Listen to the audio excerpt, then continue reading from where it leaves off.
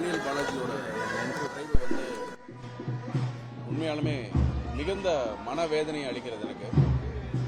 ஏன்னா எனக்கு மின்னலே படத்தில் நான் அசிஸ்டன்ட் டைரக்டராக ஒர்க் பண்ணும்போது அந்த ப்ராஜெக்டோடைய எக்ஸிக்யூட்டிவ் ப்ரொடியூசர் வந்து அப்போ இருந்தே ஒரு நெருக்கமான பழக்கம். அதுக்கப்புறம் அது காக்கால அசிஸ்டண்டாக ஒர்க் பண்ணும்போதும் அப்போ இருந்தே எங்களுக்கு ஒரு நல்ல பழக்கம் இருந்தது.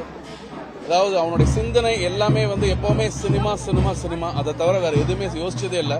தனக்கு எது மனசுக்கு சரின்னு பட்டதோ அது மட்டுமே செய்யக்கூடிய ஒரு கேரக்டர். அது நிறைய பேருக்கு புரியாது, அதனால அவரை வேற மாதிரி பார்ப்பாங்க. ஆனா தான் மனசுக்கு ரொம்ப உண்மையாகவும் ரொம்ப ஒரு நேர்மையாகவும் வாழ்ந்த ஒருத்தர் தான் நான் பார்ப்பேன். ஏன்னா என்னுடைய நெடுஞ்சாலை படத்திலையும் அவரை நடிக்க வைக்க முயற்சி பண்ணேன். அந்த டைம்ல அது சரியா கை கூடல. 10 தலையிலையும் நடிக்க வைக்க ட்ரை பண்ணேன், அதுவும் கை கூடல.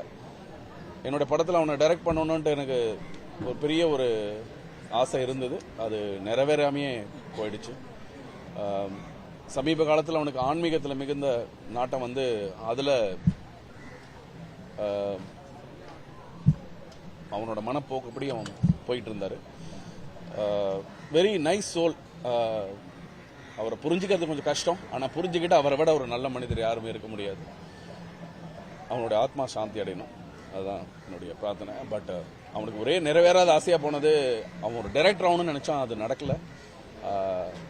அது எனக்கு ரொம்ப ஒரு வருத்தமான விஷயம்.